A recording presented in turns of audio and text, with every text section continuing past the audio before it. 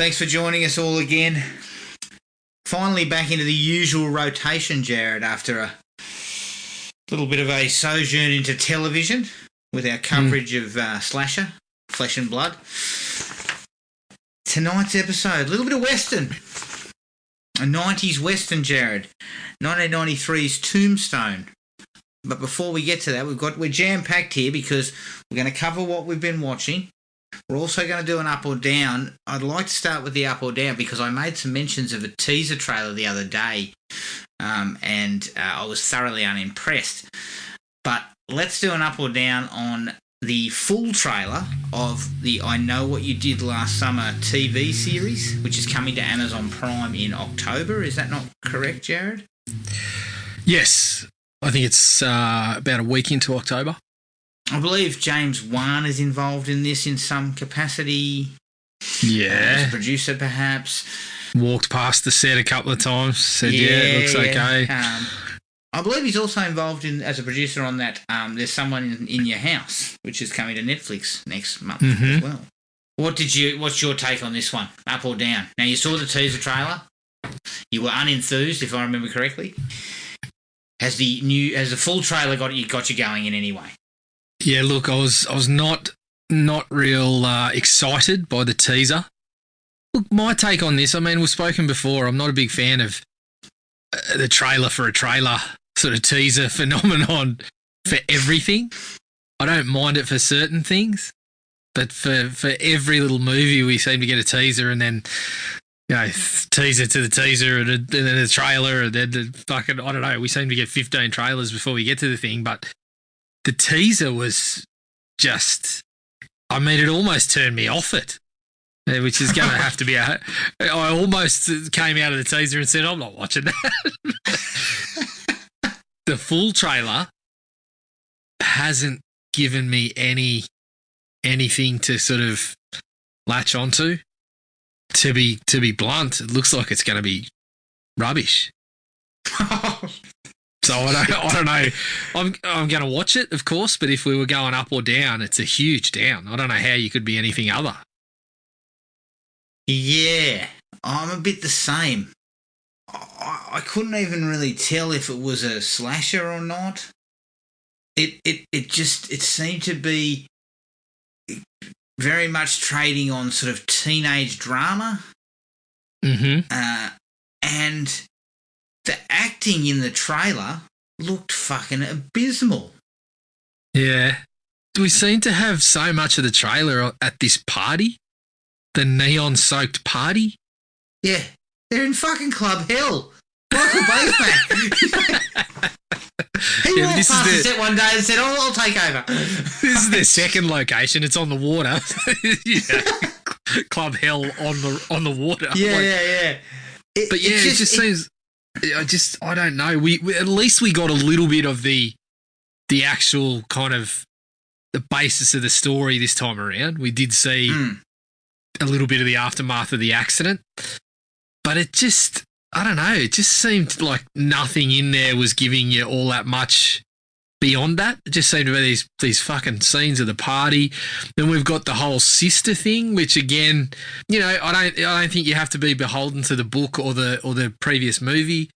But as soon as I saw that, what's her name, Madison Eisman seems to be playing twins. That was the sort of subplot in the movie and the book for Helen. But Madison Eisman seems to be the main character. So I don't know if she's Julie or if they're pushing Helen to the front or whether they're just not even going to be using those names. But I look at that shift and I think it just concerns me that we're going to be more caught up in that sort of shit than the actual slasher basis of the show. And look, my hope, and I've got my fingers crossed, is that it's just bad marketing. It's just really bad marketing, and then when we actually get to it, it will play out somewhat the way we hoped. But the trailer just looks...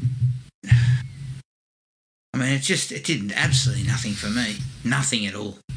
No, same. All I could think of was, well, I don't have Amazon Prime, so I won't have to worry about it. Yeah.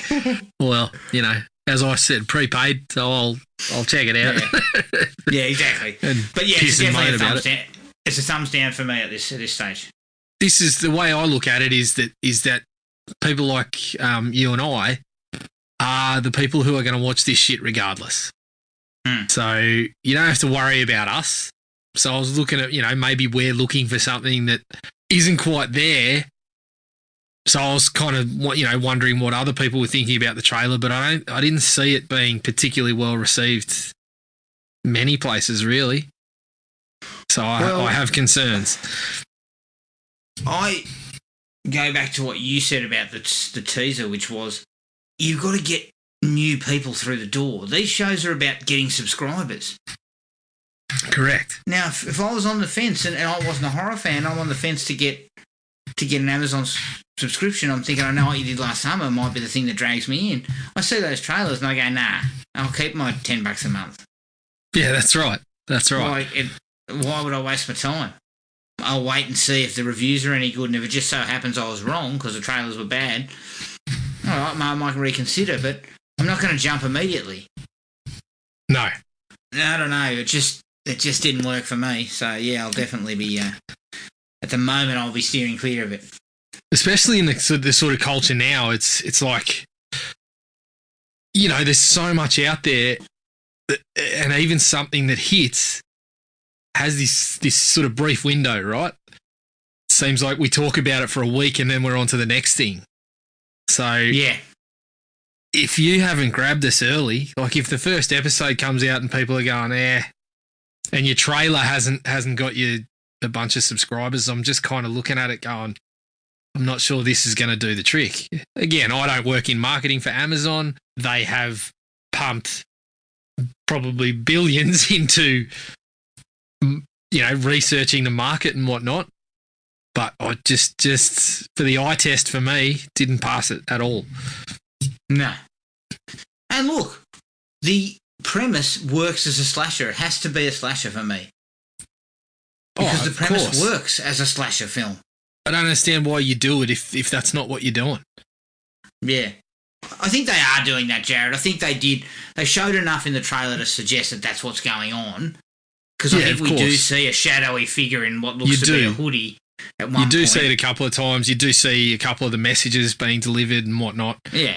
Yeah, there's no point doing it if you're not doing that otherwise. Like both of us having read the book and, seen the movies, you're not doing it unless that's what you're going for. That's what you're cashing in on, the name and the history of that. Yeah, agreed. But yeah, it's definitely a no for me at this stage. No, well, let's do it. It's a yes for me, but my thumb is firmly down while I'm walking in the door. Well, you can tell me what the first episode was like. If you say to me, look, it's worth a look, I'll find a way to get it. I think you need to be listening to more reputable sources, but I'm happy to give you my feedback. I know. I'll sign up for a 7-day free trial. Then get out of here. Yeah, I know. You knock on my door and you say, "Can I just borrow that password for a minute?" What are you doing today? Have you got a day available to watch this? Yeah. Even though we're in lockdown, I'll say, "Look, I'll let you in the back room. There's an Apple TV there. Just don't come inside." All right. What have you been watching? What do you got? Have you got a decent schedule? We've been in lockdown for a while now. Yeah, well, I have got a decent schedule. I've been watching plenty. TV-wise, I finally got onto Chapelwaite. Watched, Yep. I think I've knocked over 4 episodes so far. Really enjoyed it. I think it was really good. Adrian Brody, excellent. Emily Hampshire's really good. They sort of take some time early on. I really like that. I haven't I haven't got deep into what's happening, but I'm just starting to hit those episodes now. But from what I've seen so far, I think it's really good, especially given that they've dug it out of, 30 pages? Isn't the short story only about 35 pages? Something like that. It's not long. Fuck, Stephen could sell anything these days, couldn't he? Like, Jesus he is fucking scribbling on a napkin and somebody's fucking hanging around looking for it. We can make something out of this. Can you imagine? I don't want to get morbid, but can you imagine when he dies? People are going to be there'll be publishers ringing up going, has he got any letters? Did he write any letters to anyone that can be optioned? It will be the fucking exact definition of picking over a corpse. Yeah. It will be. The great thing is, it will be just he'll have shit dredged up from 50 years ago. Yeah. The great thing is the guy's got so much that can be, revisited again and again. We're already doing that with some success. Yeah. And he's still got a lot that is, that hasn't been worked into this sort of stuff. But yeah, I'm really pleased with it because I didn't have a whole lot of, super high hopes for it because obviously there wasn't a hell of a lot to go into 10 episodes from 35 odd pages, but they seem to have done really well. I haven't read the story, but really, really enjoying the show so far. So I would give that a recommend. Got a little bit nostalgic and watched a little bit of Beware the Batman and another He-Man show that showed up on Netflix. So I sat down with the kids and watched that. A bit of fun. How was that? It's actually better than I expected. Very, very different. Like they've made some big, big changes, but the kids really liked it and it's all CGI. Yeah, bit of fun. The big one I got onto, which a lot of people seem to have been watching lately, I jumped onto it pretty quickly, was Squid Game on Netflix. Oh, yeah. So it's a Korean one that's sort of like, it's got a bit of a Hunger Games sort of vibe. It's essentially people sort of playing children's games, but that sort of for survival idea. Really liked it. I finished the season. I think it's only 9 episodes. Had a lot of fun with it. There's definitely a few plot holes here and there, but it's certainly pretty gripping from episode to episode. When you start, not to go too deep into spoilers, but it's pretty obvious when you get into a game with however many people that you're going to start whittling them down. I think they did a pretty good job of developing some relationships and sort of making you care for certain people and then twisting the situations, and there's some points that really kind of make your heart sink in there. There always seems to be something about these kind of deadliest games, sort of, hunting people or Hunger Games kind of battle royale style things that seem to work, just the premise in general. But yeah, I was pretty happy with it. I mean, I'll never forget the one that had Stone Cold Steve Austin in it. It's of course. Yeah, I forgot it. Shot in Queensland. Yeah. Fucking ripper. Good Lord. I mean, look, actually, it wasn't that bad. Even JCVD couldn't derail that stuff.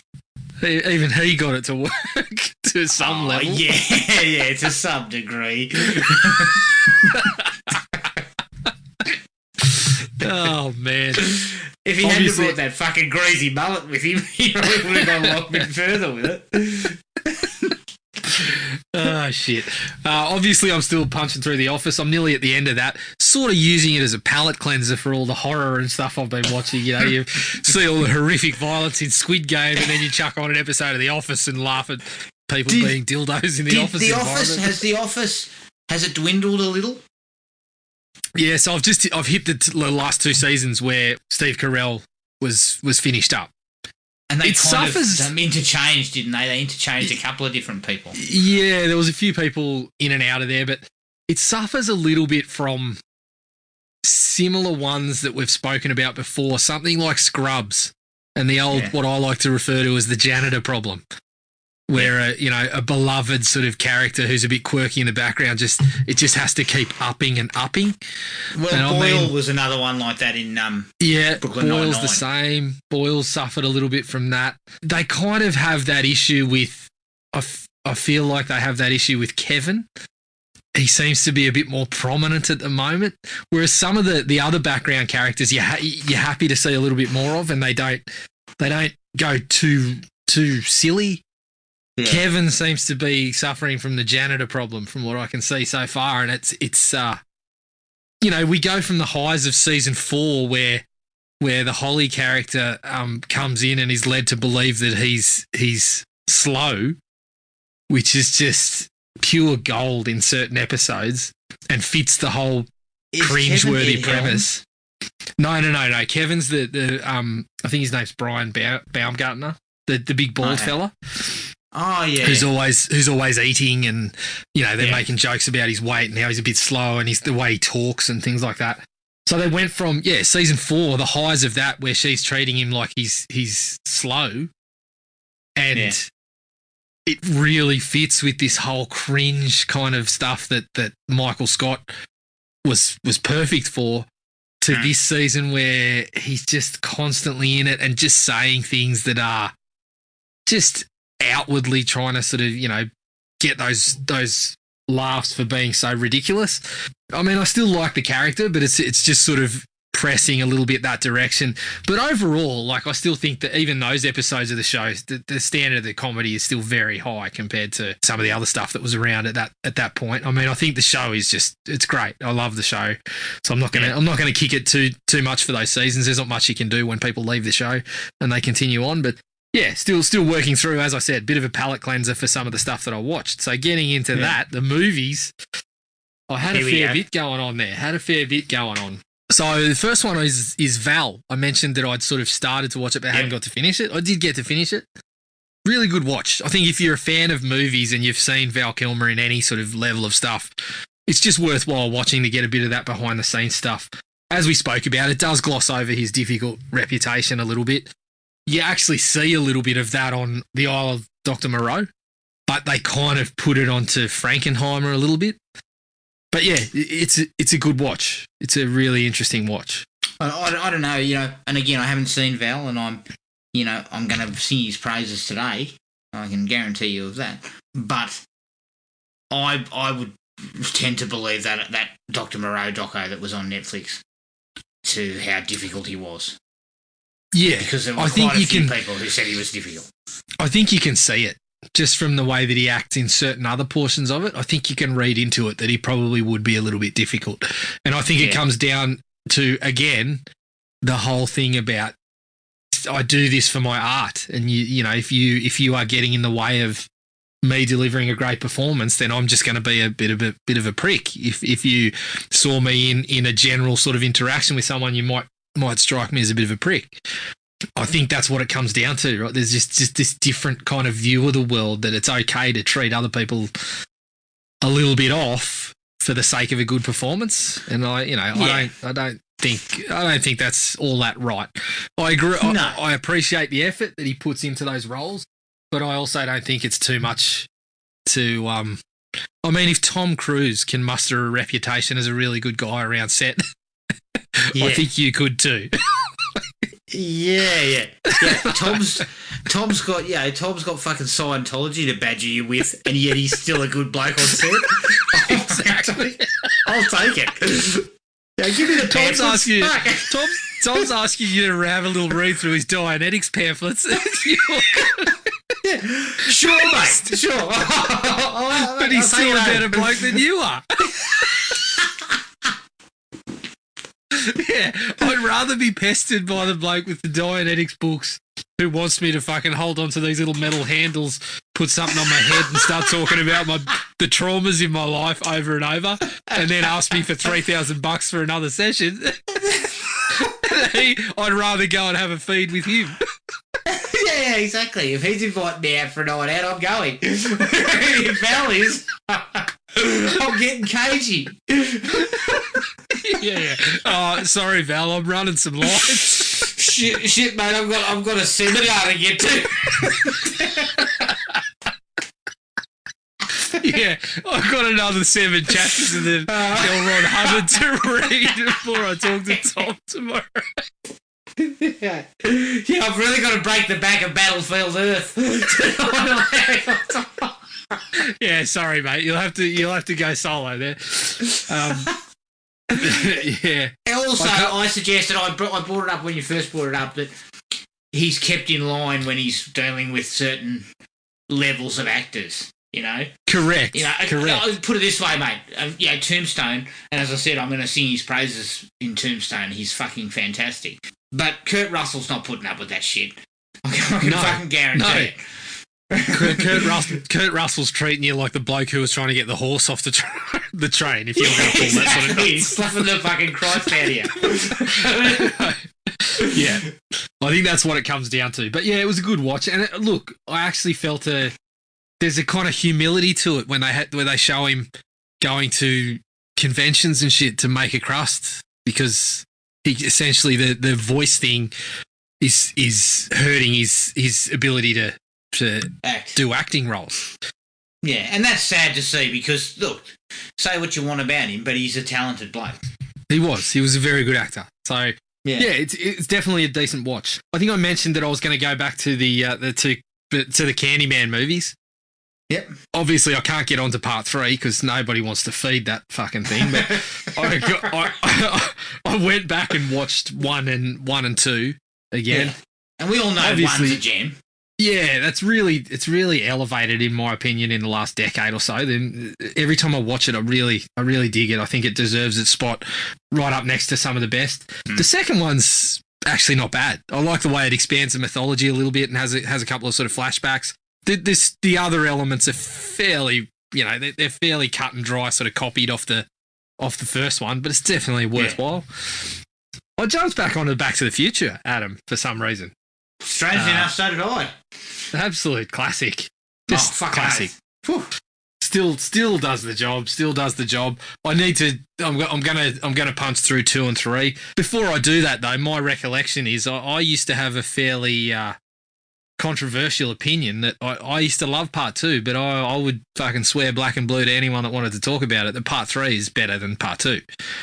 Yeah, I agree. So I think part 2's the one that's not that good. Yeah, I agree. And it's obviously the things like the hoverboard and all that are great memories, but I always loved part 3 a lot more. I just felt it was a better story in general, but I'll revisit that conversation over the next week, I would imagine. I think it's because if I'm, I haven't seen 2 for a while, but I think it's because 2 jumps all over the map. It jumps all over the time map. So yeah, it does. It's harder to pin down the story, whereas 3, he ends up in the Wild West, and it's just they stay there, Yeah, and sort of recreate the similar vibes. But as you said, it's in that consistent location. Yeah, I love part 3. I'm looking forward to going back to that and sort of checking in on that argument again. I just decided to go back to the Romero zombie films. Yeah, so I took a couple of departures too. I watched Night of the Living Dead, the original. Yep. Fantastic stuff. Fantastic. Enjoyed it more this time than I have previously. I think I'd only seen it once or twice prior, but I was quite young. So this time around, I was really kind of hit by all the fucking simmering tensions going on in the house and shit. I really enjoyed it. I backed that up with watching Tom Savini's version. And how was that? And I was pleasantly surprised because I'd heard a few things that it was just rubbish, but it's far from it. I actually think it's really good. Tony Todd, excellent. It doesn't hold up to the original, but I actually reckon some of the changes they decide to go for are pretty good. They actually make a couple of neat little twists that are kind of worthwhile if you're going to be trying to tread similar ground. I think the big thing against it is can't remember his name now. Is it Cooper, the arsehole kind of guy that wants to go into the basement? He's almost a caricature in this one. He's so over the top, whereas in the original there was kind of a bit more shade and there was a couple of parts where you thought, no, he's gonna come good here. He's going to do the right thing. Whereas in the new one, it was just never there. I actually also had a quick look at, because it's so interesting with all the rights issues and basically anyone can make a version of it. Yeah. I had a look at the one that I can't remember who it was. Was it the other guy that wrote it with Romero or someone like that? No, he John tacked Russo. on I think it was Russo's version. He tacked on a couple of scenes. Oh, no. Was he involved with the Return of the Living Dead? Was that his stuff? Anyway. No. Maybe, I don't know. I think he was involved with that. I can't really remember the ins and outs, but essentially somebody that was involved in the original, because the rights were public domain, they tacked on this 15 minutes of extra footage I think it was only about 15 years ago, maybe around that, maybe even less. But you can see it on YouTube. So I kind of just had a quick look at the 15 minutes. It's an absolute shambles. It's fucking ridiculous. So check, there's this priest character. There's they got the original zombie back to fill in some scenes about where he kind of shows up, and it's an absolute disaster. But anyway, I watched Possessor, which showed up on Shudder. Oh, is that the David Cronenberg stuff? Yes, yeah. Look, visually bloody spectacular and some really good Was parts. David telling his son that he'd seen better movies in the toilet? Yeah, I reckon he might have been. No, it's not bad. It's not bad. It's look, much like David, I'm probably not the target audience because there's parts where I'm sitting there like fucking Homer Simpson and just it's going over my head. But look, there was definitely parts of it that I thought were really sort of captivating, really kind of stunning to watch. But I think it's felt like it got a little bit muddled on what was going on in certain portions. But yeah, definitely worth a look. I jumped back onto Mortal Kombat too, the new version. I had a quick look at that.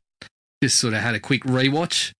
I thought still very enjoyable. Dumb as a post in certain parts. Like it's just very, very silly. Plays a little bit fast and loose with some of the mythologies, but yeah, I still very much like certain aspects of it, and I would knock the doors down to the cinema to watch a sequel tomorrow. Alien, working my way through that series again as well, but just knocked over the first one to start with. Great, as always. Not much need to be said there. I watched Becky. Becky finally. What was your take on that? Good. Yeah, pretty good. Yeah. Yeah, I mean, it's pretty down the line. You get what you expect, but Kevin James is better in that than in a lot of stuff I've seen him in. I felt he was quite solid there. There's actually quite a bit of menace to the bloke when he. Yeah, I thought he sort of delivered pretty well. Direction. Yeah, I thought that was pretty solid. One of my favourites, Joel McHale, was I couldn't take him seriously. Neither could I. That was a little bit tough, but yeah, I enjoyed that. I watched Adam, one of our old favourites, Bowfinger. I had the opportunity to have a look at that again. Mate, I couldn't that go down. Look, I still got plenty of laughs out of it. Steve Martin is just great. Remember the part where, you know, Heather Graham's character sleeping with everybody, and he takes her out. And he says, we're finished. We're through. You're sleeping with everyone." She goes, "What's wrong with that?" And he goes, "I hadn't thought about it that way." And they just walk back inside. You just get that sort of humour all the way through from Steve Martin and Eddie Murphy. Underrated performance. Back into the sort of genre fare. Couple of full moon features. I had a look at. Well, this is going to be tough. I have to blame you for telling me that Tubi was available for free. So now I'm trawling through full moon features on Tubi. I watched the 2 Oblivion movies, which are the kind of space western ones. Mate, you've got to watch George Takei's performance as the Doctor. It is just, I mean, I know he's not taking it too seriously, but it is unbelievable to watch what's being fucking put on film there. So yeah, if you got any interest in the full moon stuff, it's probably not a bad way to spend a little bit of time. All right. Netflix horror. I watched Nobody Sleeps in the Woods tonight. Yeah. It was okay. It's pretty gory in parts. It was pretty derivative and purposely so. I think it was trying to sort of pay homage to a few of those particular movies. But there was certain. I just felt there was all these. It kept sort of going in a direction and then just not really following through. I never felt like any of it really was all that well followed through. I think there's a sequel ready to rock and roll. I think that's coming pretty soon, as far as I'm aware, which I would check out for sure. But I don't think I could say it's. I mean, if you like that stuff, you're going to watch it. If you like the slashers, if you like the old Friday the 13th, you're going to have a look. I don't think you'll be disappointed, but it's not a jam. Same goes for A Classic Horror Story. I watched that one as well. Not bad. A little bit more kind of deviating from the standard a little bit. It's trying to be a little bit meta and trying to throw some twists in there. Works out okay at some parts. It feels kind of like Midsummer Light. Some parts of it work okay. The unfortunate thing was there's a particular angle that they take that you see coming a mile off. Like you just see it coming an absolute mile off. And it kind of ruined it a little bit for me. And there was also this sort of tacked on bit at the end that it was just a little bit confusing as to what they were trying to say. So I didn't particularly rate it all that highly, but I was happy to actually pick something correctly after Slasher, Adam. It was like getting onto a nice par 3 after just finishing up on a par 5 where I'd hit one or two nice. Yeah, we'd played a dogleg 5 where I played one or two nice shots, but then, when I just needed to chip onto the green, I fucking hit it over the top and landed in the drink and then fucking hit it into a bunker. And so it was nice to get back onto a par 3 and just fucking knock that straight down the line, hole out pretty quickly. And the last one I watched, I know I've gone on a fair bit here, but as with you, we're in lockdown. We've got a bit of time for this. I watched Night Books on Netflix, which was marketed as sort of like a gateway horror one. It was okay. I watched it with my kids who actually got a bit fucking freaked out by it. My son actually, when we finished it up, he turned around and said, I'm not sure that was gateway horror. There was a couple of fucking scary elements in there for a PG movie. But again, neat little par 3. You could sort of see what was going on, but it was a nice little kind of inventive story. And when you get to the end of it, you can see it's kind of taking some nods from some classics and putting their own little twist on there. But it was a nice little way to finish up the week there, Adam. Nice. All right, that sounds like a pretty decent couple of weeks on your ass. Yeah, I've got nothing to live for other than Netflix at the moment. Well, they are stacking it big in October. There's all sorts of shit out in October. Yep. So I'll be propped up on the couch. I've got some leave coming to me too. Me and my wife decided to do a lockdown film. We thought we'd do lockdown classics. So every night we'd watch a classic film. So I'll probably just power through these because we all know these. We basically went Grease, Shawshank Redemption, Back to the Future, Coming to America, Breakfast Club, Scream, Jaws, Indiana Jones and the Last Crusade, Terminator 2, Short Circuit, and Die Hard. All in the last couple of weeks. I'll tell you what, all of them pretty damn good. Shawshank Redemption jumped into my top 5 after watching it, having not watched it for a little while. Yeah. Just fucking great movie. Just yep. Such a good movie. Terminator 2 was also one that I hadn't watched for a while. Yeah, fantastic. Fucking absolutely ripping film. Such a good movie. And, a couple of the others, as per usual, your Jawses, your Indiana Jones and the Last Crusade I went for because I hadn't seen that in a while. And I love Raiders of the Lost Ark, but I just wanted to see how it ended again, and I thought the third one is really good. Yeah. I need you to elaborate on Short Circuit. You said all of them were pretty good. Short Circuit was more of a nostalgia piece. Yeah. I didn't particularly think it was that good on review. It was okay. It's just kind of like not much happens. How does Fisher Stevens hold up? Not well. Especially when he makes a fucking comment. At one point, Stevie Gutenberg tells him, me and this girl were talking and we were getting pretty well acquainted. And Stevens pipes up with, I've got a massive boner right now. I'm just like, what the fuck are we doing here? What is this? And last time I checked, Fisher Stevens did not come from fucking India. No. Did he? Far from it, mate. Fucking hell.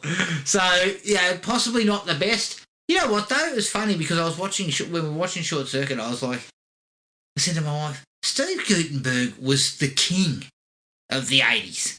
He had 4 franchises going at the same time. Yeah. He had Short Circuit, he had Cocoon, he had fucking 3 Men and a Baby, and he had Police Academy. And they were all going on at the same time. I mean, Gutenberg was the biggest star in Hollywood. Possibly a stretch, but he was going all right. The movie was successful. He was doing fine. Yeah. Once it ticked over to the 90s, Steve hit the wall. Yeah. Like a marathoner. He's 35 k's in. You backed it up on him. Yeah. I mean, he could barely get work after that. I believe he turned up in a couple of TV smut films as well. Look, it's always a fallback if you got bills to pay. I know.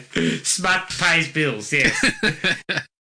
And apart from that, I did Walking Tall, The Payback, Jared. What is your immediate response to laugh about watching Walking Tall, The Payback?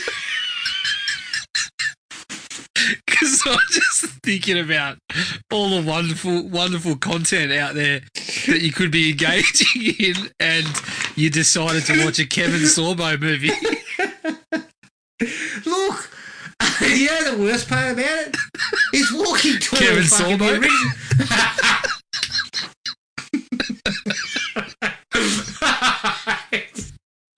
No, the original Walking Tall's not even that good. So why was I associating myself with the sequel? I don't know. That had a totally different cast. There is a third one, so I'm sure you can track that down and have another look too. Kevin Sorbo's in that one too. Yeah. So, I shouldn't be laughing. I'm watching Oblivion films that require George Takei to utter lines like "Jim, beam me up." So I can't judge. No, look, Walking Tall, The Payback was a standard direct-to-DVD sort of actioner that doesn't do anything particularly well.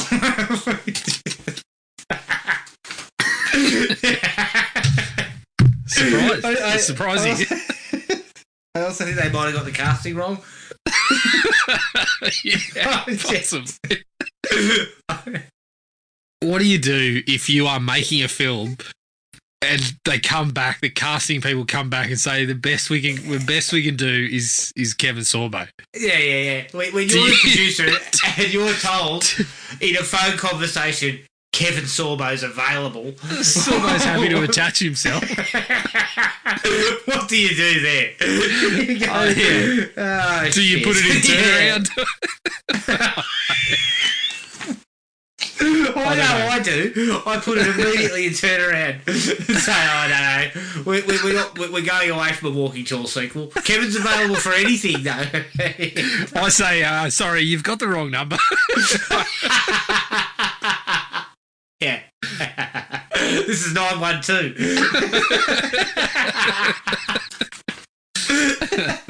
Yeah. So look, it wasn't good. It wasn't good at all. So I wasted my fucking precious 90 minutes on that. I watched Heels episode 3. Oh yeah, I actually watched them too. I've got to say that's my favourite show at the moment. Taking a hiatus though. It's not taking a hiatus though. Jesus, it'll be my least favourite show soon. Yeah. Only 1 week. As I said to you, if it stretches anymore or if I have to go through the rest of season 1 with a hiatus, I'm going to be filthy. Listen, when you've got 10 episodes in the can, you put them out. When did this become a thing? When did it become a thing? It's a thing on fucking free-to-air television because they want to keep you around. It's not a thing on streaming, although these free-to-air shows. Yeah, this is Walker is. Yeah. This is for us. It's coming from. Is it Stars in the US? Yeah. So they're free to wear. Even so, you've got a season. It's called a season because you punch out some 10 to 12 consecutive episodes. Jared, you know don't where fucking hit me with a mid-season break. It came from that fucking shit that you used to watch. Those fucking superhero shows. Yeah, they would be were the fans fucking of it. pricks who started doing that. Oh, fuck. Yeah, true. But I'm not pleased with it. No, I'm absolutely dirty. I'm filthy, I would say. As filthy as I was when I was watching Walking Tall, The Payback.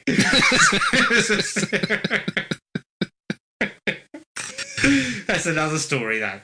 And the last thing I watched, I managed to get my hands on a short period of Paramount Plus. And I can let you know right now, not worth your time. But All right. But there was, I remember saying a little while back that I watched Nancy Drew. Yep. The first season of Nancy Drew. The second season was on there, so I thought, all right, I'll have a look at the first episode of season 2. I said this at the time. Nancy Drew is not a show that should be rooted in fucking supernatural elements. No. Have you not understood the property that you have? It's supposed to be like Veronica Mars. That's what Nancy Drew should be. Is Veronica Mars. Fucking stupidity. The kind of crap that was going on in the first episode. It's got this fucking monster that's attacking her out, and this shadow monster, and I'm just like, what are we doing? Yeah. Do you think it needs a mid-season hiatus? It needs a hiatus. Well, it was CW, wasn't it? I thought. Yeah. Well, no, maybe. Well, if it was CW, it probably already had six small breaks portioned out over the season. There's a 3-month break between episodes. Yeah. So, what's your call with Paramount Plus? Is it a situation where, you know, in a couple of weeks' time, I might be getting 6 months free Paramount Plus when I next buy 10 gallons of petrol at a Texaco station or something?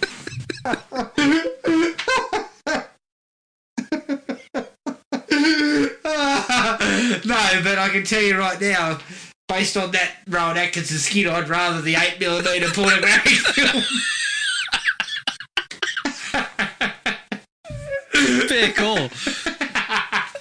Look, Paramount Plus has got nothing substantially great on it. Look, there's a couple of shows I wouldn't mind watching, like American Rust and stuff like that, but Netflix is just punching out content left and right and centre. Like, I can't keep up with fucking anything. I know. And Disney Plus, when they hit, it's a little bit different because they've got a catalogue that, you know, obviously kids are going to want to go back through. So you got that market. And then they threw Star in like 6 months ago. Well, that's right. But when they launched, you knew within a very short amount of time you were going to be watching The Mandalorian, which you were not going to get anywhere else. You knew that you had the Marvel movies, some of which, you know, weren't that all that far out of cinemas. So there was some real big ticket things where you were like, yeah, that'll get me over the line. And they've consistently punched out new stuff from those big properties and good stuff. I look at Paramount Plus, and like you said, I saw something like American Rust, and I thought, yeah, I might watch that if it was on one of the pre-existing fucking 7 streaming services that I already pay for. But I'm not buying Paramount Plus for that. And everything else on there, if it's a movie that I really like, I've probably already got it. So the movie side of things isn't really going to get me over the line. I need new content, and they just don't have it at the moment. No. And as I've sort of indicated, it's like Apple, is it Apple Plus or Apple TV or whatever? Apple TV Plus. Yeah. You're telling me Morning Wars. You know, Morning Wars is our big ticket. What? You know, like stuff like that. Again, I might watch Morning Wars if it was on Netflix.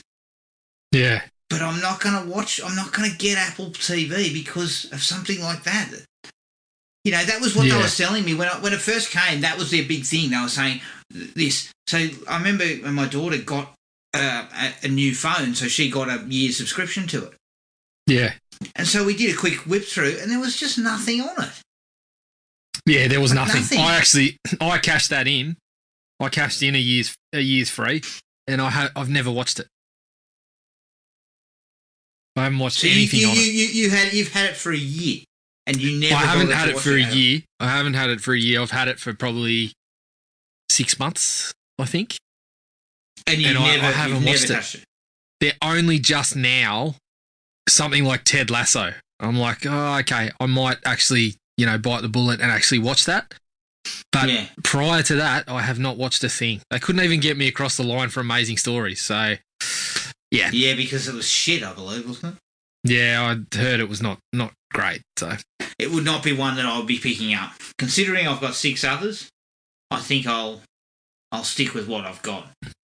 And as I said, Netflix just seemed to have this They have just putting out content left and right. Like you can't turn around without finding something on there. That, oh shit, this has just been dropped randomly. I would have liked to. I really want to check this out.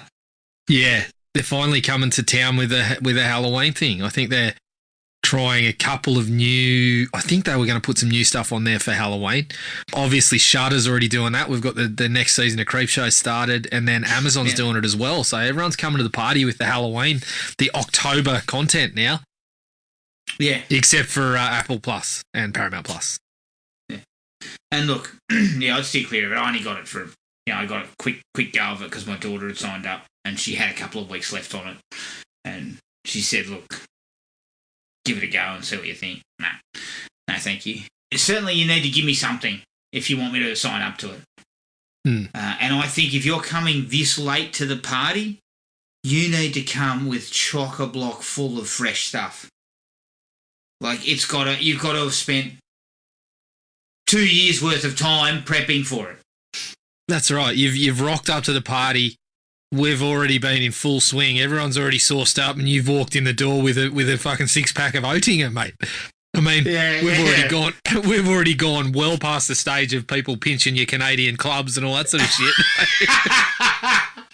Yeah. Look, I'm not going to lie. I'm a couple of at that point. I'm a couple of Canadian clubs short, so I will drink a couple of your Oettingers to fill the gap. I won't like it though. I'll tell you now. But that's the point, right? Someone turned up earlier with a case of clubs. Somebody else has walked in with some Ben Spoke or something like that, and then you turn up when we're already fucking well sourced up. We don't need you here, especially if you're only turning up with a 6er of Oettinger. If you had a case, we might let you in the door. And behind you is the tubey guy with a 4-pack of fucking Lowenbrow. Yeah. No, but at least Chubby's got a case of Lowenbrow. He says, but if you dig deep enough, you might find a couple of Capital Brewings or something like that. The only problem is every 20 minutes you'll have to have a sip of Oettinger to continue drinking the Capital Brewing. No, the tubey bloke brought a fucking pallet of Lowenbrow. Nobody's interested. We're all heading home by the time we turned up. Oh, shit. All right. Let's take a break. Sorry for waffling on for so fucking long. Now I've been waffling on for 50 minutes. Well, we've got an excuse. We're in lockdown. We're not only are we have we got a lot of time, but we're lacking the social interaction, mate. So 50 minutes is bloody short in those circumstances. Exactly. All right, well, let's take a break, and here's the trailer for 1993's Tombstone.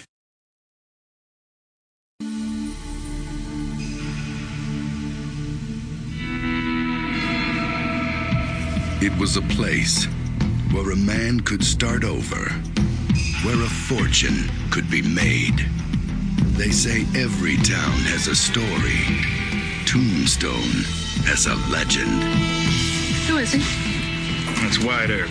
Made a name for himself as a peace officer. I heard of you. I'm retired. You must be Doc Holliday. You retired too? Not me. I'm in my prime. Hollywood Pictures presents The only real law around here is the Cowboys. the story of Wyatt Earp. The first time in our lives we got a chance to stop wandering and finally be a family. Now this is trouble we don't need. If we're gonna have a future in this town, it's gotta have some law and order. What do you want, Ringo? I want your blood. I want your soul. I want them both right now. You shot your brother. Now the time has come for justice. Guess maybe you better swear me in. And he has to live up to his reputation. You got a fight coming. I'll be there! One last time. None of your problem, Doc. You don't have to mix up in this. That is a hell of a thing for you to say to me. In a battle. The last charge of Wyatt Earp and his immortals. At the OK Corral. Oh, my God. The West would never forget. Russell, Val Kilmer, Dana Delaney, Powers Booth, Michael Bean, Bill Paxton, Jason Priestley, Sam Elliott, and Charlton Heston.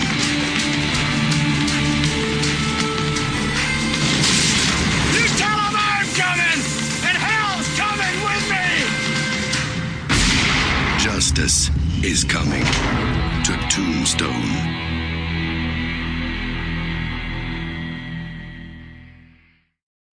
Tombstone from 1993, allegedly directed by George P. Cosmatos, who directed Leviathan. It's produced by Sean Daniel, who produced Hard Target, James Jacks, who produced The Mummy, and Bob Misarowski, who actually directed a TV movie called Shark Attack. And it's written by Kevin Jarre, who wrote Glory. Now let me just hit you with this cast. Kurt Russell's Wyatt Earp, Val Kilmer's Doc Holliday, Sam Elliott's Virgil Earp, Bill Paxton's Morgan Earp, Powers Booth is Curly Bill, but then listen to the rest. These are the lower players. Dana Delaney, Michael Bean, Charlton Heston, Jason Priestley, Stephen Lang, Thomas Hayden Church, Michael Rooker, Billy Bob Thornton, Billy Zane, John Corbett, Terry O'Quinn, Frank Stallone, and Robert Mitchum is the narrator. Fuck, that is a cast of casts. Yeah, loaded. Budget, 25 million. Box office, 56 million worldwide. A little bit of trivia. Mickey Rourke turned down the role of Johnny Ringo.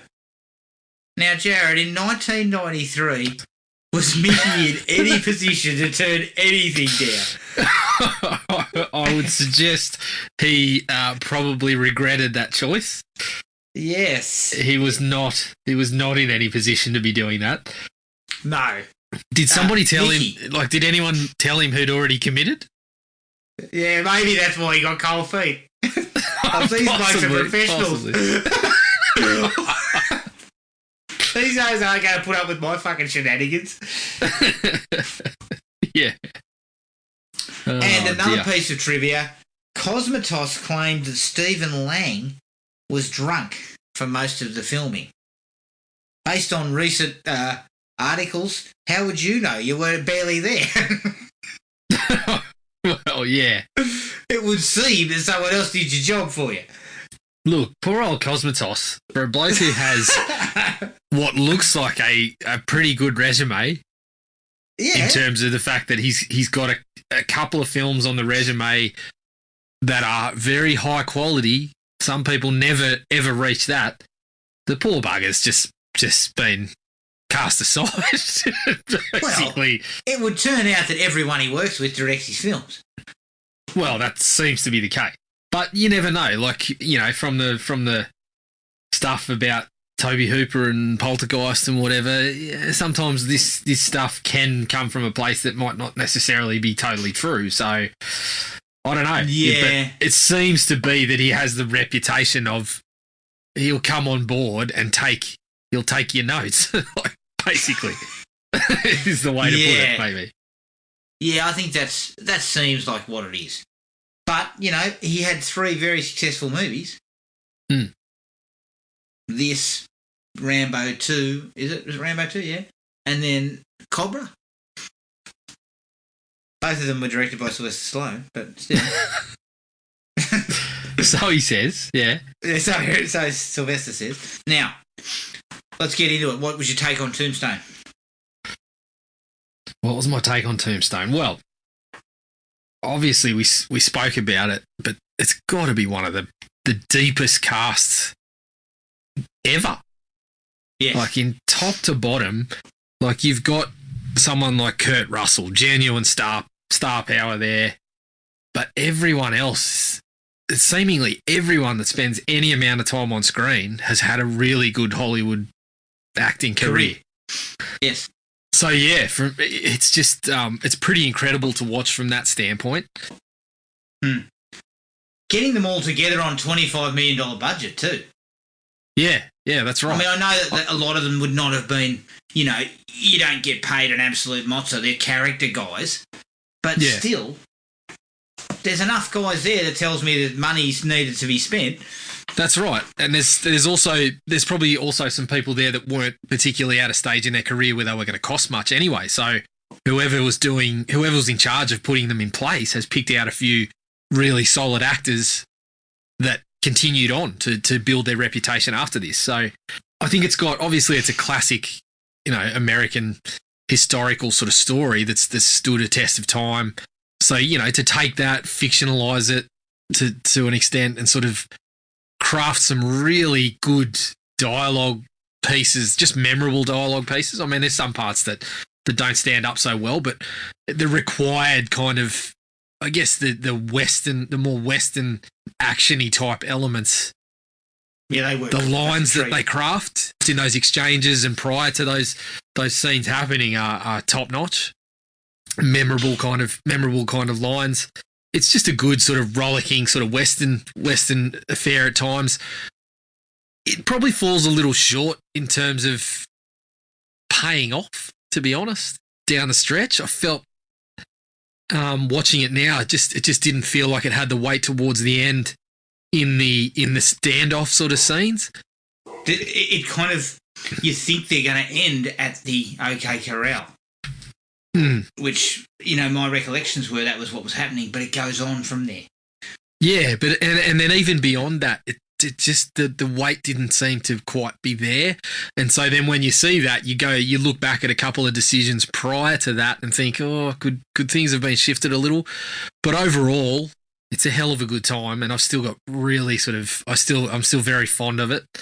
I think I would place it at a 3.5, mate. 3.5. The old Snake Eyes. It's add it to my long list of films that sit on that Snake Eyes tally there.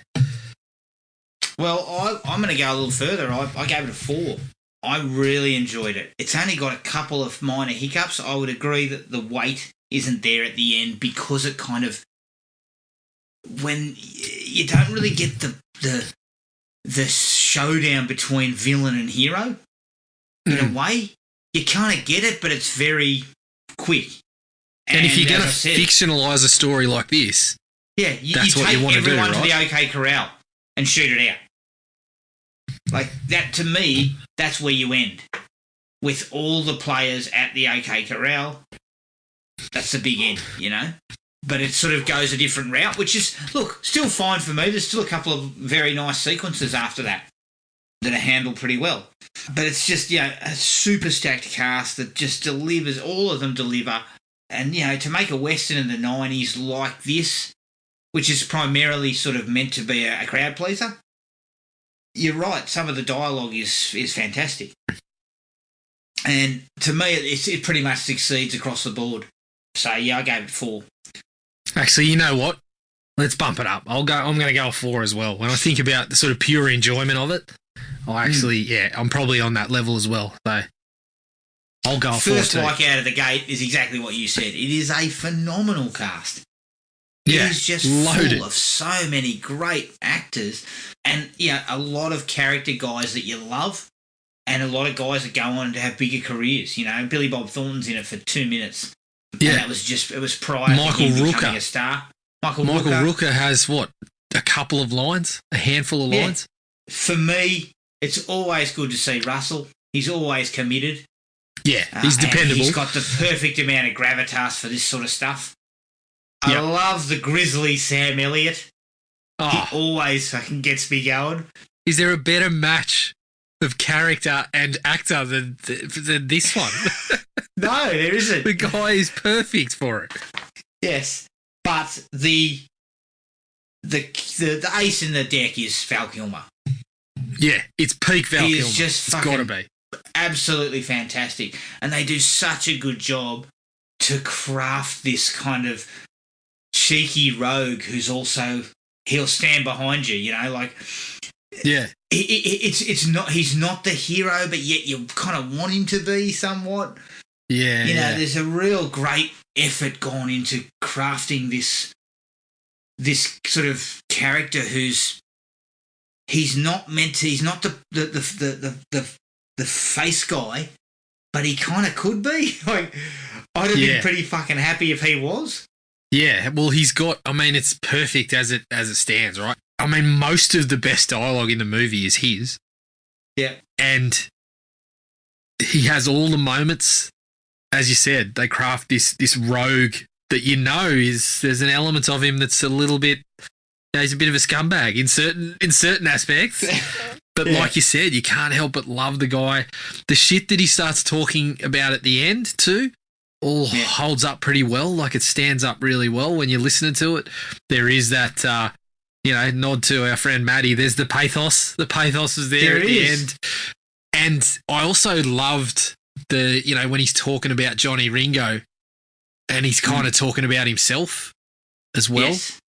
Like, just some really great stuff there. Really great stuff. Yeah. And it's a testament to Kilmer and the writing to make that character. He's an important character in the story, but you could have seen it getting lost because it's about Wyatt Earp and his brothers and everything. Yeah. And Wyatt Earp's the bigger character from that, the legendary character from that story. You could have seen it getting lost, but they do the right thing with it, and it just works out so well. You know what? I actually don't mind. I thought the decision for him to show up against Johnny Ringo was good. Yeah, I like that. I just think the way that it all played out, the OK Corral and that followed by kind of the revenge sort of ride, I just thought perhaps it could have been handled, where it was placed in the film or the pacing of it could have been handled a little better to kind of give it the weight that it was just lacking a touch. But in terms of the decision to have him have that moment, all for it. Definitely. Do you think Cosmatos didn't get Kurt's notes that day? Possibly. he shifted things the wrong way, and Kurt's like, fuck, he's still stewing over it years later. That's the sort of thing Russell would still be stewing over, surely. Yeah, exactly. Production design is fucking awesome. The atmosphere, the Wild West look, all the clothes and the little town and all that shit, it's really well done on a $25 million budget too. So it's not a $100 million blockbuster. It's a smaller film. And to get that look and feel right is extremely important in a movie like this. And they do it really, really well. Yeah. Yep. Also, is this possibly the greatest group of Tashes ever to be on film in one place? It's got to be. It's up there. There are Tashes. Everybody's got a Tash. Everyone. Basically. And they're not half-assing it. They are not half-assing it in any stretch. Everyone's been growing that shit for 6 months minimum. Everyone's gone method. They have all gone method on Tash. If you rock up to set and said clean shaven and told them, look, just put on a fake one, you were getting booted off. Yeah. You got kicked off the film. That's where Mickey went wrong. He said he wasn't willing to grow a mustache. Right, our fuck off then. Yeah, get rid of him. And then he told the trades, I turned it down. Yeah. But there are some super Tashes. If he's not going to turn up looking like fucking Grizzly Adams, then don't even worry about it. And I'll tell you what, Elliot's is an absolute corker. It looks like steel wool. I know. It looks like, I mean, if you ever bought a sheriff on film, he's the man. Exactly. I mean, you hear that voice telling you to cut it out, coming out from under that fucking, like you said, coming out from under that bulletproof mustache. You're like, oh, shit. Yeah, you act like Billy Bob Thornton did. Thank you. You put your gun down and you fuck off as quick as possible. Basically. Russell's is strong. Not a hint of grey in it yet. No. I love it. Was there a little bit of Just for Men on set, perhaps? Oh, definitely. The only one who was allowed to go with grey was Elliot. Like, fucking get your head. Someone approached him with a Just for Men and he actually tore strips off him. He Get the fuck out of my trailer. Yeah. But Ringo and Curly Bill decided to be ahead of their time with the soul patch. The soul patch package in there, which I thought was great. Yeah. I think even Doc has a soul patch, doesn't he? Yeah. The funny thing about that is, they always presented at this time that, sitting down at the barber and getting a hot shave is a luxury. But all these fucking scumbags are getting around with soul patches.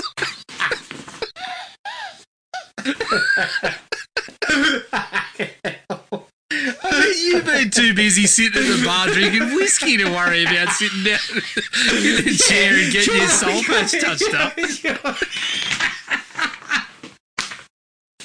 Yeah, you are definitely not getting a fucking shave.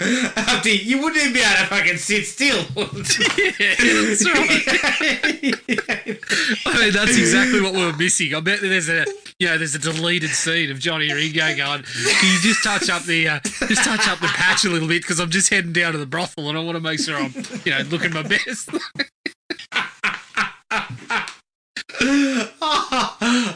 Oh, shit. Unbelievable. Yeah, exactly. Nobody's getting that shit touched up. You know what, though? Those blokes would have been right at home in a 90s film clip. Yeah. The soul patches were rife. Yeah. It was like a plague. It was like a fucking plague back in the late 90s, early 2000s. Yeah, it's like a rash. It's like an infectious rash. Side note, I was not able to grow a soul patch. But extra side note, I'm surprised I didn't try one at some point. Yeah, you can grow a soul patch in 2 minutes. You can shave and immediately get one back. Yeah, I should have tested it out. Oh, fuck. I'm surprised you didn't go with it. There's still time. Oh, yeah, good. Oh, yeah, true. I would like to see Judging by Curly Bill, there's still time. Let me tell you something. I've been in lockdown for almost 6 weeks now?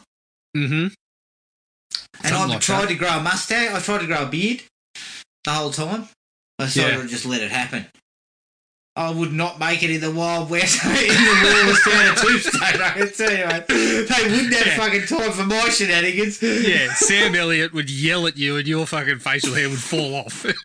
Well, I'm also wondering whether my pubes might have migrated to my fucking chin in the last 6 weeks.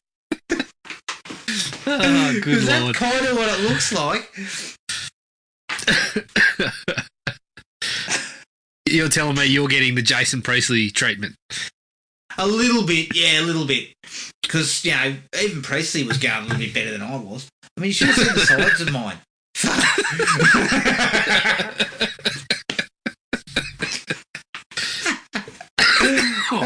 Shit.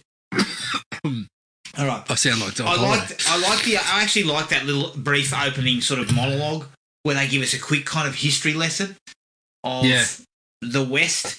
And the thing I liked about it is it kind of then cuts that stuff away. You don't have to explain any of that during the setup to the opening part of the film. You don't have to explain any of that bullshit.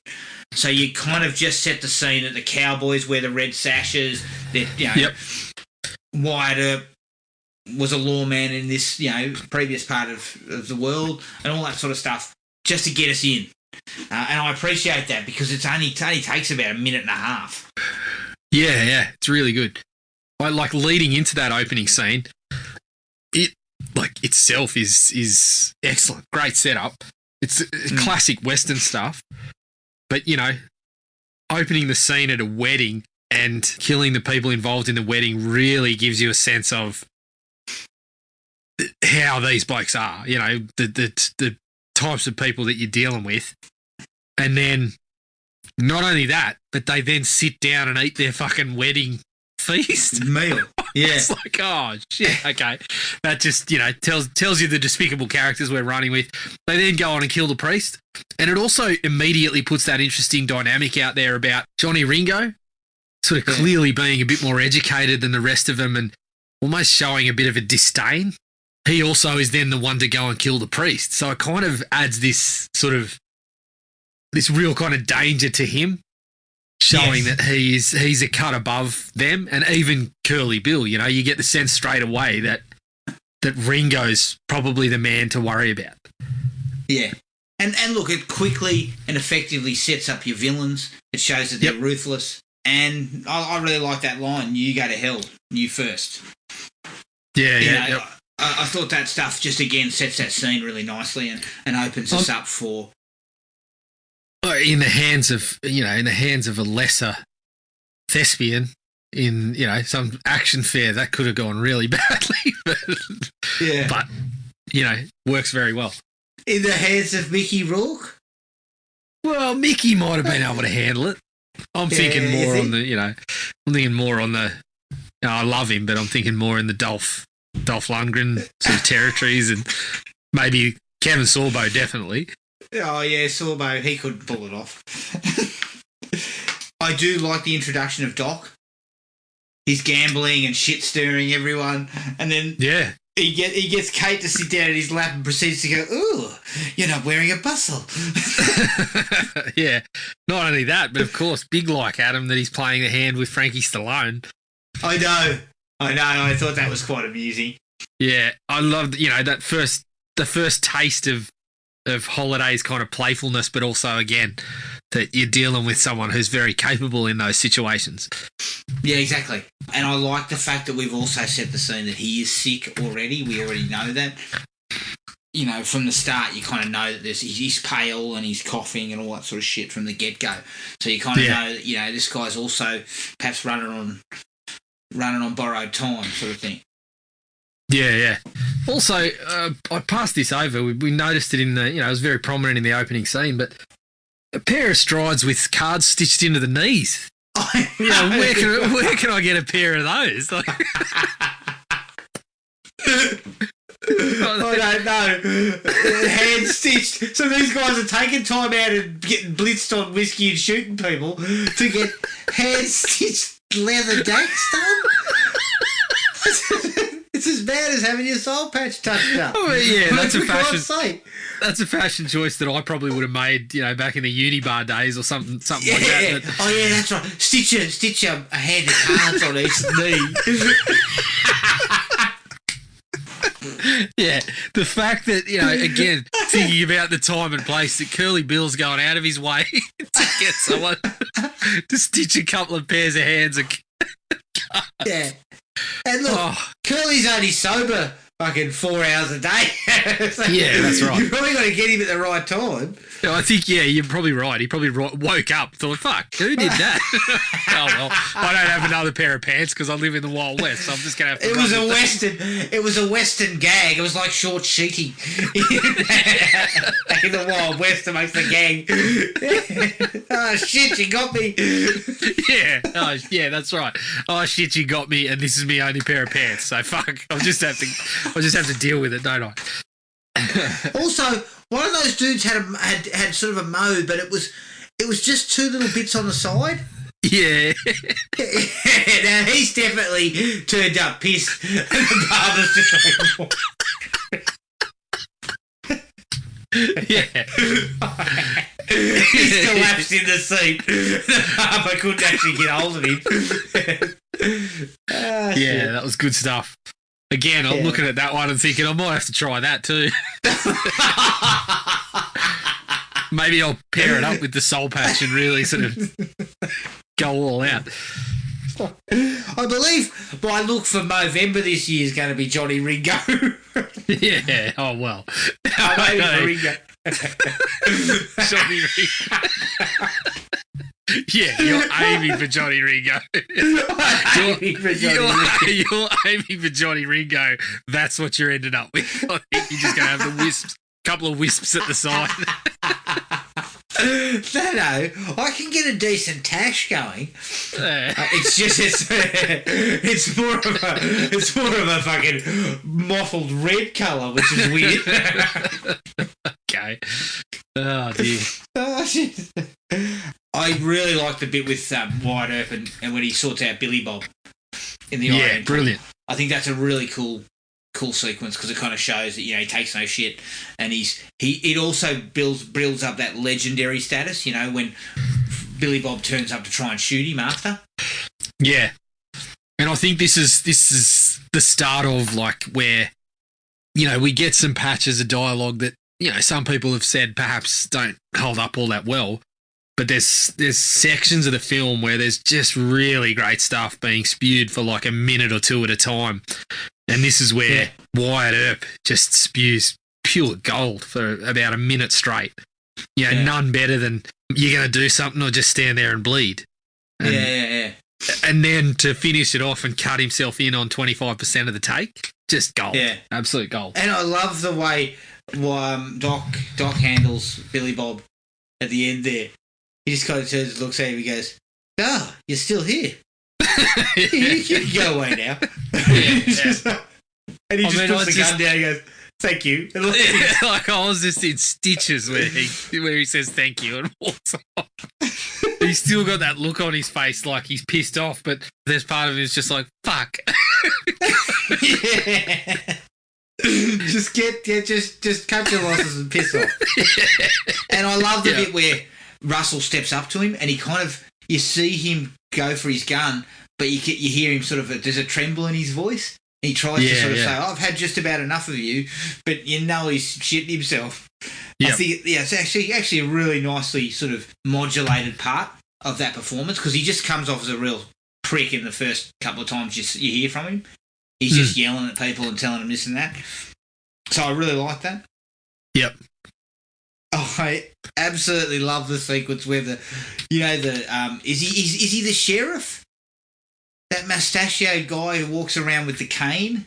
Yeah, Bean. Kind of like the sheriff, but he doesn't do anything. Yeah, he's the sheriff, he's basically everything in town, but he's pretty much just, he's ripping everyone off and, yep. And he's like, Tombstone will be, in a couple of years, it'll be as big as San Francisco. And then you see these two blokes come busting out on the street and punch each other out and then shoot each other. And Doc looks at him and goes, very cosmopolitan. Yeah, that was good. One of them comes over. He's all fucking, he looks bloody dishevelled and stuff, and he's talking to Wyatt. And then Doc looks at the sheriff and goes, here's two sophisticates right here. They both look like fucking winos. Yeah. Excellent stuff. Yeah, I just like that shit. It was just piss funny. Like, it just, once again, it showed that Holiday had, like, a sense of humour as well. One of my favourite lines is not long after that sequence with regards to the sophisticates and all that sort of stuff, where they run into Johnny Ringo, and Wyatt says he's retired, and then he kind of looks over at Doc Holliday and goes, are you retired? And he's like, I'm in my prime. Yeah. Yeah, that initial standoff between the groups is excellent. Pretty great. I mean, it gives Johnny Ringo the chance to be kind of the showboating and do some pretty impressive stuff, but then to have Doc sort of diffuse it with the cup, copying his motions with the cup, and the humour is just gold. Just great stuff. Yeah, and the whole idea that there's a bit of tension in the air, and even Wyatt's got the old shotgun under the table, and all that stuff sort of happening, and you think it's going to blow up into shit, but it's diffused nicely by that scene, which is really good. Yep. Breaks the tension. Correct. The showdown between Wyatt and Curly Bill's crew on the street after Bill kills the marshal. Yeah. And I just love that stuff where it shows how cool under pressure he is, but I love how Stephen Lang kind of fronts him and he just puts the gun to his head and then basically says, well, we'll rush you, and he's like, you'll fucking die first. Yeah. And the guy goes, he's bluffing, and then Lang just goes, no, he's not. Yeah, Stephen Lang's character is also really good, underrated, but I love the way he's just full of hot air. He's always fucking telling what he's going to do, and then as soon as the pressure hits, he's diving for cover, or he's diving for cover, or he's panicking or whatever. But then he continues. Like Billy Bob's character just fucks off, and we never see him again. Although I think just having a look at it and being able to pause it and whatever, I think one of the guys that they chased down might be him. But you never see him again other than that. Whereas Clanton just keeps on fucking showing up and causing shit, and then as soon as the shit hits the fan, he's fucking running, and it's kind of funny again. But he's just this pest. Yeah, and look, whether he was drunk or not, according to Cosmatos, he's solid. He's solid in that role. Yeah, he is. He's good. I really like the fact that it's Virgil and Morgan who kind of take the lead on bringing a bit of law and order to Tombstone. It's not Wyatt. Well, this is where the history kind of comes in, right? Because I believe in if it's the real deal, then Virgil was the lawman, right? In this period of time in Tombstone, the Virgil was actually the lawman. Right. So again, I don't know my history all that well, but I believe that's correct. Yeah, but I really like that. It brings a little bit of friction between the brothers. Yeah, and the whole idea that we're robbing these people of their money basically while the Cowboys just do whatever the fuck they want. Yeah, and there's this element of, even though Wyatt is kind of the revered one, that Morgan's following the good sense of the older brother. Like, you've got this real kind of family relationship that you can see there, just a small dose of it. Yeah, and I like the way it's handled, the family sort of dynamic. It's not huge, it's sort of, they break it out early. Yep. And they show that whole sequence where they look in the shop window at all of them standing side by side and say, look at this, we're together as a family. They don't dig into it greatly, but it's done well, and I think that's probably got a lot to do with the actors. Yeah. The showdown, which is the OK Corral, is very well done.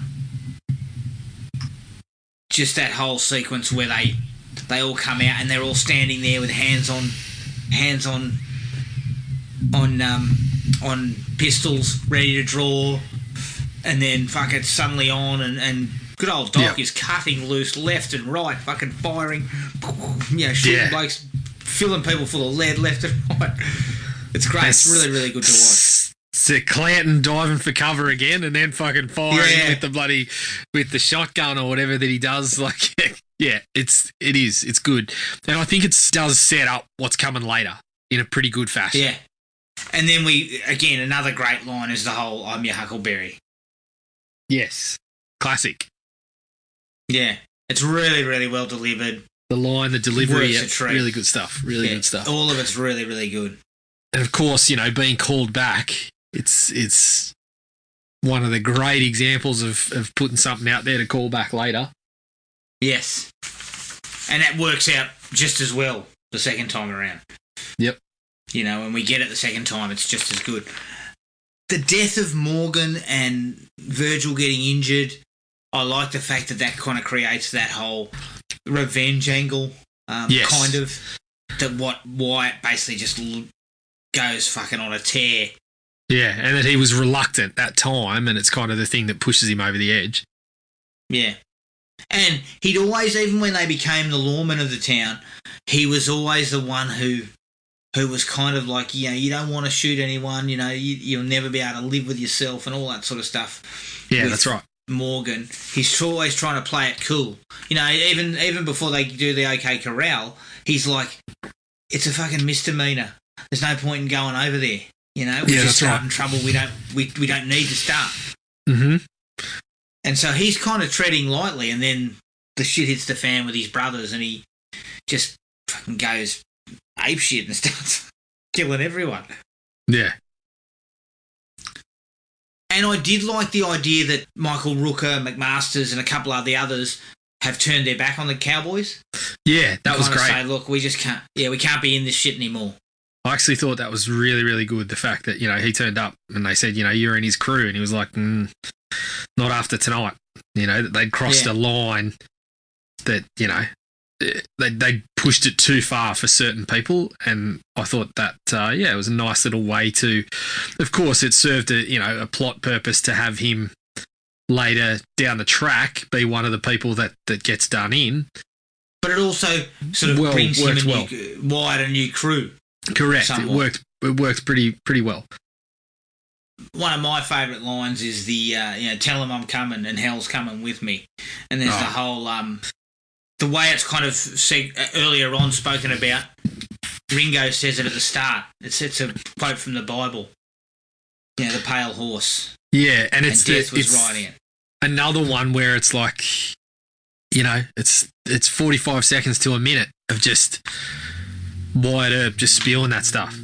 Yeah, he's all right, Clanton. You called down the thunder. Well, now you got it, and he just fucking unloads and gives it that whole bit and finishes up with the hell's coming with me, and that's really where again it calls back. It does, yeah. To what Ringo was saying at the start, I just think it's really well placed and really well delivered. And that's where your money's well spent with the Kurt Russell tossing that stuff out. Yeah. The shootout at the river, when we finally see Wyatt kills Curly Bill, I just love the way he kind of gets up and just fucking starts walking out towards them into the river, just saying no, no, no, and they're shooting at him as nothing's hit him. And then he sort of confronts Curly in the water and takes him out. Yeah. So I would suggest, and it probably comes over into my dislikes, is it's a little bit of a letdown. Yeah, it is slightly. I mean, again, I also enjoyed the scene, but then when you kind of get to it and you think, oh, that was kind of the end of that. You're like, all right, so what's now? And then they hit you with the the Doc Holliday and the Johnny Ringo, but even that just isn't the end of it. It doesn't kind of wrap it up. I just felt like that way of doing it was good, but I thought perhaps the scene at the OK Corral could have been dragged out just a bit longer, and then we move into the Ringo stuff. But again, it's hard to fault the scenes too much because they are still very enjoyable. And I think they're perhaps trying to go with an amount of historical, I'm not going to say accuracy, but maybe the timeline. Yeah, but I feel stick a little bit more to. If you're going to fictionalise historical events, then that's the perfect place to do it, right? Just stretch that out a couple of minutes. That's not really messing with the facts too much. And I felt like the Doc Holliday, Johnny Ringo one wasn't that far off. I actually think the lead-up work to that could have been a bit better. So I'll hold over that for the dislikes. Because I do love that bit though, because that scene in general is definitely in my likes. Yeah, because you leave Doc laying in bed and you expect Wyatt to turn up and take Ringo on. I can't dislike, him turning up with the hat down and then kind of looking up and dropping the "I'm your Huckleberry." Like, that's what we've been waiting the whole movie for. Yeah. And just because kind of you've sort of you love Doc as a character, you kind of want him to be the hero somewhat.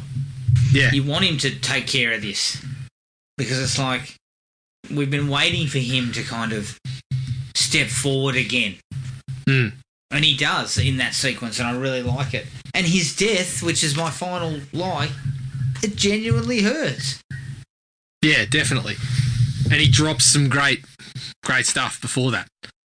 Yeah. Just some, tugging at the heartstrings, but it does the job. He's just talking about live your life and all this sort of shit. That's pretty general stuff, but it's in the context of what he'd put out, it's good stuff. Yeah, and it works really well. Did you have any other likes? No, that was it. It's pretty like heavy. There's not a lot on the dislikes range for me. Yes. Things do get a little slow after we set up the brothers being in town. There's good sequences and there's good lines, but it slows down. We get the whole thing involving, Billy Zane. Yep. And the show they're putting on. We get a little bit of this kind of flirtatious angle between Wyatt and Josephine, but the film kind of slows a little there. it's it doesn't destroy it in any way. And as I said, there are good sequences there, but it's just a little bit bogged down in some of that. Before we get back to them coming back into the law, becoming the lawmen type of situation. Yeah, it's not bad. It's just it stretches itself out a little bit. Somewhat, yes. I think that's probably tied into one of the things that I disliked about it too. Before I get to that, look, Kurt Russell is a good-looking bloke. I'm not going to say he's not, but he's not Brad Pitt. Okay? No. Dana Delaney's character being immediately absolutely smitten with the bloke. I'm just not sure. I'm not sure. Maybe it was a little bit clunky because maybe it was about his reputation as well. Yeah. I kind of got a bit of that because she has a conversation with Billy Zane. Yes, where he kind of mentions it's Wyatt Earp. He's made a name as a lawman. But yes, she kind of falls head over heels for the bloke across a crowded, dusty Western street. I'm sure in that bar there was fucking sawdust on the floor to soak up all the vomit. He would have bought a plastic bag with 4 VB cans in it, Jared, like I did. That was what was in his holster. It wasn't his gun. He's got a couple of VB cans hanging off his belt. But no, I think I get it. When they talk about horror, it's what you don't see that scares you. It's what you imagine. I think it's kind of a process like that. She looked at his face, and because she couldn't see 2/3 of it under the mustache, she just imagined a good-looking bloke. Yeah. If he ever shaves that thing, he's going to be all right. I think that's what it was. She looked at him and thought, underneath that, there's something there. It kind of jumps, and I've got a problem with that romantic subplot. Mm. It comes and goes. It kind of ebbs and flows. There's not... Yeah. It doesn't last long enough, and they don't do enough to give me the sense that, these two could potentially be in love. No, that's right. And I felt like a little bit of the exchanges, like what they were, you could imagine if there's a dialogue exchange with the sort of stuff that Doc Holliday's dropping, that she gets charmed or something. But she steps off the wagon and has one look at Russell and thinks, "Oh, what a hunk of a man." Yeah, well, mustache like that is fucking hard to find. I mean, in the Wild West. He put a comb through the thing, for Christ's sake. Yeah, that's right. She looked at it and thought, didn't know what that was. She looked at it and thought, he's touched that up, and he doesn't have a soul patch. That's unbelievable. What a piece. Well, the way she was looking him up and down, though, I was expecting a little bit of Leslie Nielsen. I'm not a piece of meat, James. Yeah. I'm up here.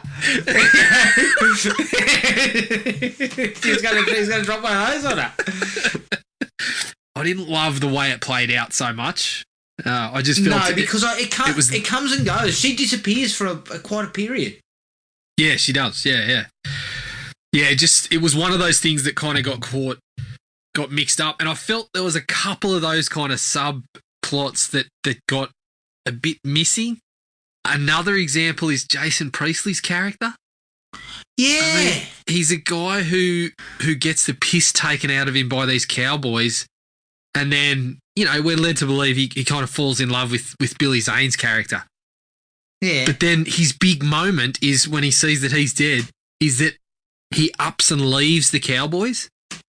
Yeah. And it's like, well, but you were doing nothing before that. You weren't doing anything other than that little moment of saying, you killed my friends and whatever in this misguided stuff. But then when he kind of sees the light, he just decides that his stand is not taking part. But it's like, you spent the movie not taking part. Yeah, it was weird. It needed to be something like almost like what happens with McMaster's and that he needed to join up. Yeah, even just to a smaller degree. Like, even if he had done something to benefit the Cowboys before that, other than just being in their presence and being involved in a little bit of the backslapping, just saying, you killed my friends, and then riding off on them is like, well, you're just doing what you've done the whole movie. Yeah, So- it didn't seem like there was much of an arc. Yeah, and that comes in that portion in the middle that you were talking about, where some of that stuff is a bit muddled. See, Billy Zane's death also struggles because he's very much a bit player. And he turns up in that early sequences and then he disappears for almost an hour and 10 minutes. I actually hour and 20 think minutes. a little I bit forgot of it, about him. yeah, that's right. I actually reckon a little bit of back and forth with him and Doc might have been a remedy for that, because they're, you know, Doc had a little bit of a theatrical kind of delivery, like, Yeah. and was the one playing what was he playing? Chopin or whatever in the Yeah. bar. I thought even just a couple of lines and showing that there's a little bit, you know, kindred spirits between those two would have just bought you. It's like wrestling, mate. You just buy a little bit of the cheap heat from Doc's heat, you know? Yeah, exactly. And Zane, as I said, I forgot the bloke was there. He turns up dead in the stagecoach. I'm like, what the fuck? It just speaks to the depth of the cast. I mean, when do you ever forget that Billy Zane's there? Exactly. And look, you know, I forgot he was in this. As soon as I saw him, I was like, fuck, Billy Zane, I love the bloke. Yeah. I mean, don't get me wrong, all I ever think about is him in Zoolander. Yeah, good stuff. It's either that for me. It either lands on that or Demon Knight. That's the. Demon Knight. Yes. I have to say I didn't love the music. It kind of fit the. Wasn't rousing enough for me. Well, that's right. It fit the Western theme, but there was never a moment where I was like, "Oh shit!" You know, the music's really getting me pumped up here. Or it just, it didn't hit those marks for me all that much. No, not at all. It was a little bit underwhelming. Slightly. Apologies to all the talented musicians who put it together. It didn't grab me by the nads. It didn't grab me by the scrotum and squeezed it inappropriately hard. Not quite. No, it wasn't hanging off the thing and making me take notice.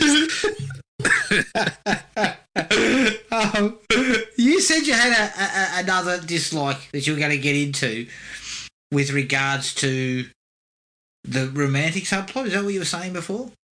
Or did you already got to that? No. So the romantic one, I had one that I felt linked to your sort of pacing stuff. It comes down to Johnny Ringo. Now, I love the character, but did it need a little bit more in there? Did we need more Ringo? Maybe, because yeah. It seemed like in the opening scene and how it set it up that we kind of knew that eventually. And again, if it comes down to the history side of it, if people know sort of who's going to get killed when and where, I think they know that the whole Curly Bill thing was going to happen when it did or whatever.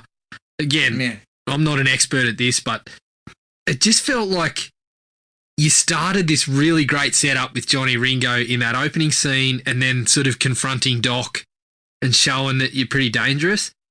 I felt like when the Cowboys were really up in the stakes, again, play with the fiction here and give Johnny Ringo something to do in there. Yeah.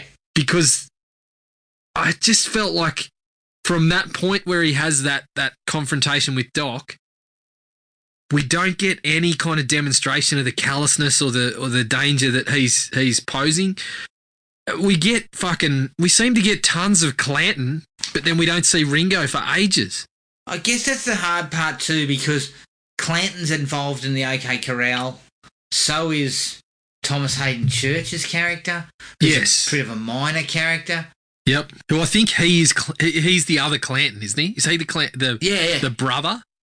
Yeah, he's the one who he tells Doc that he's drunk and he wouldn't be able to see him, and he's like, two guns, one for each of you. I just couldn't remember whether he was actually supposed to be the Ike Clanton's brother, and I think that's who he was supposed to be. But the interesting part is that none of your key villains are at the OK Corral.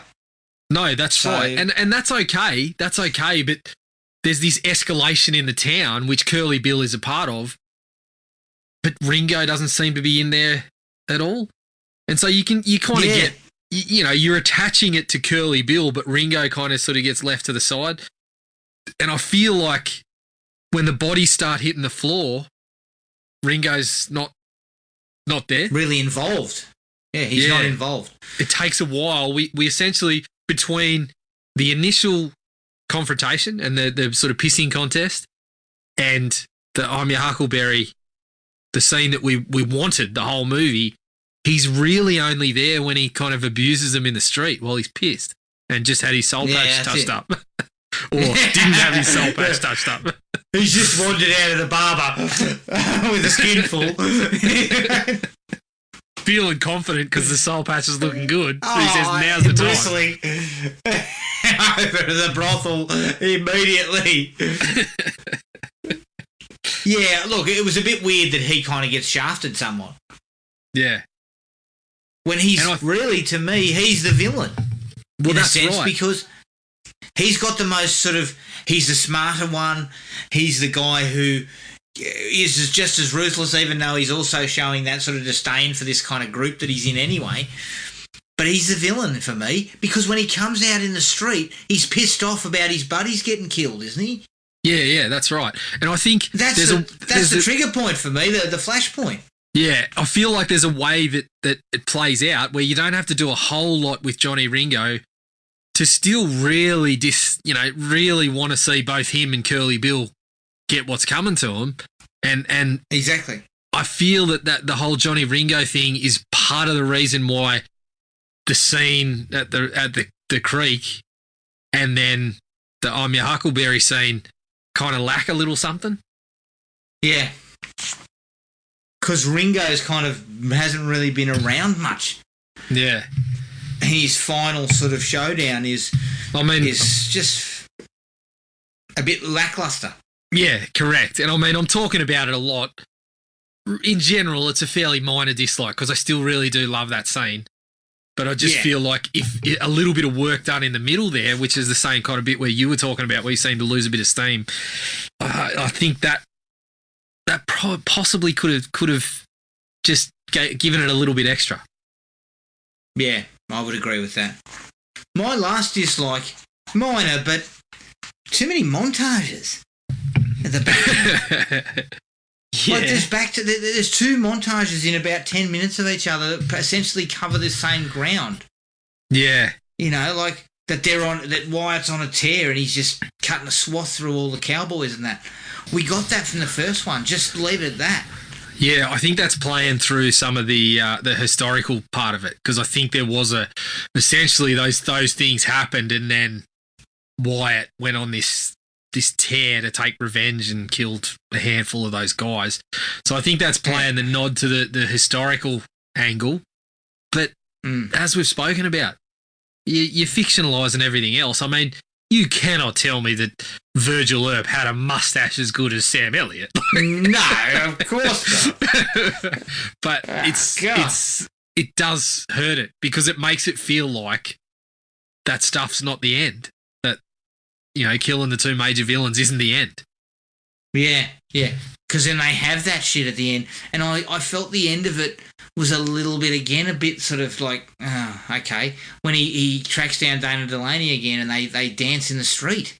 It just didn't feel like the right way to end a movie like this. Possibly not.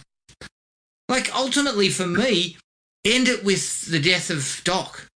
Yeah, absolutely. And then just give us a quick bit of info about Wyatt Earp. Yeah. Go back to the narrator again and say he met up with Josephine. And they had a relationship. Or play it out earlier. Just rejig the events a little or something. I don't know. It felt, and I think it comes down to what you said. It didn't feel like they treated that relationship early on like something that was all that important compared to the other stuff. It felt like it was just saying, okay, well, while he was in Tombstone, he met this woman and they married and whatever, and so we've got to put that in there somewhere. Yeah. But it just didn't feel like they really weaved it in all that well. No, agreed. Do you have any other dislikes? No, a couple of minor quibbles about why everyone's got the shits with Wyatt when Virgil and Morgan get shot. And I'm thinking, well, he was the one that was telling you to keep out of it. So why you got the shits with him? But exactly. Anyway, that was about it. Yeah. No, look, very, very good film. Yeah. I'm glad we revisited because I had not revisited it in a long, long time. Yeah, and it I'm had really been a happy that while. we did. And it is, yeah, it's a really, really fun movie to go back to. Yeah, absolutely. All right, that's Tombstone. You can find us on Podomatic, iTunes, Spotify, and half a dozen other places where you get your podcasts. Send us an email at thrillme@iinet.net.au. We're on Facebook at Thrill Me Podcast Australia, Podomatic at thrillme.podomatic.com, and on Instagram at thrillmepodcastau. Make sure to rate and review us on iTunes and anywhere else just to help us spread the word. With regards to our next episode, keep an eye on the Facebook page for more details. But until then, take it easy and we'll catch up with everyone later. Cheers. Find the podcast at Podomatic or on iTunes. Don't forget to rate and review. Like us on Facebook at Thrill Me Podcast Australia or contact us at thrillme, all one word, all lowercase, at iinet.net.au.